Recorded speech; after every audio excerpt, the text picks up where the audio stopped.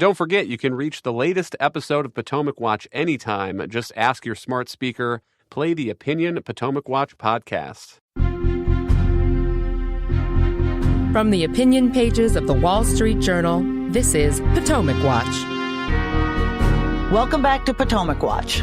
This gets, I think, Alicia, to the other big piece of the labor agenda and Donald Trump, and another big risk, which is, of course, the National Labor Relations Board.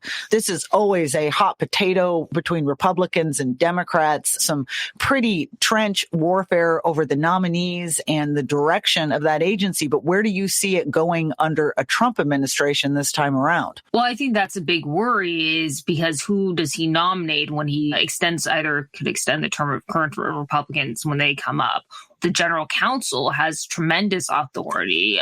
You saw Jennifer Abruzzo, who's the current general counsel. She's basically prosecuted all sorts of dubious cases. She's gotten into a tangle over a number of issues involving free speech among workers, and basically saying that employers don't have rights to say, for instance, that a Whole Foods worker can't wear a Black Lives Matter mask. So she's really kind of tried to suppress the ability of employers to control their own workforces by deeming everything to be collective action under the National Labor Relations Act, regardless of whether it's actually involved in union organizing. You saw this with actually Sean Penn, who had a vaccine drive in California, and the NLRB brought actions against him, criticizing some supposed anonymous workers who complained on the New York Times website that they didn't have good enough snacks. And it was so completely ridiculous. And this actually went to court and all that.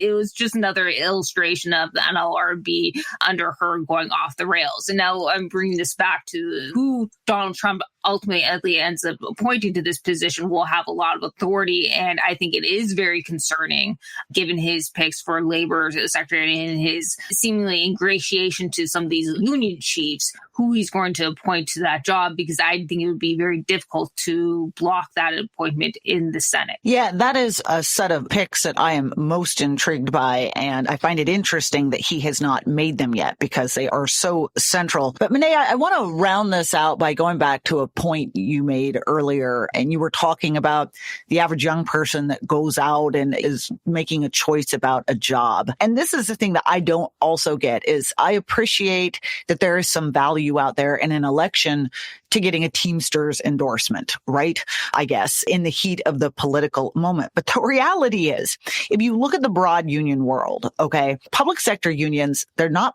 popular with many, many Americans, especially those who are not in the union sector. These are the people that, especially the conservative base, is spending all of its time attacking as deep state and, a problem bureaucracy in Washington. And the private sector unions, and this is a thing that's totally mesmerizing to me, especially in the trades, there's not that many workers. I mean, correct me if I'm wrong, but union membership in the private sector has fallen off precipitously. And my point here being is, does this politically actually make much sense? Because, first of all, a lot of those union workers voted for Donald Trump well before he was all in on the union case this time around. But how many more people also do you alienate by taking that side? I think that that's something the GOP hasn't thought through. Tell us what you think. I couldn't agree more. I think that if you look at why Donald Trump appeals to working class Americans, and there are many reasons, but among the biggest is surely the economic results during the course of his first term, which came from traditional pro-growth policies.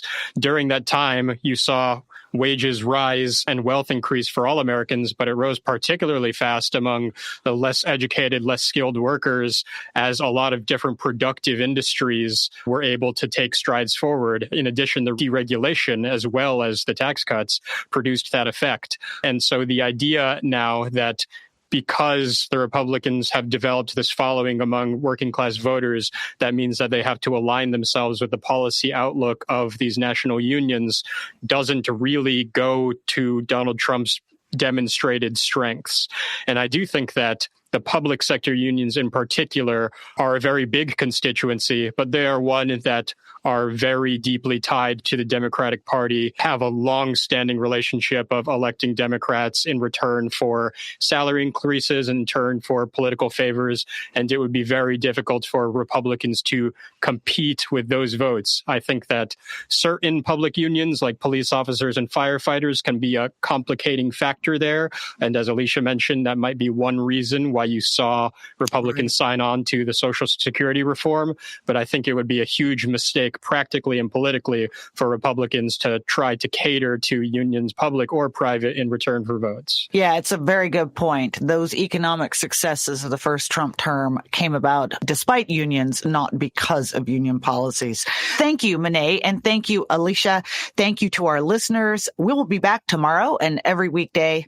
If you like the show, please hit the subscribe button, and you can write to us at pwpodcast@wsj.com.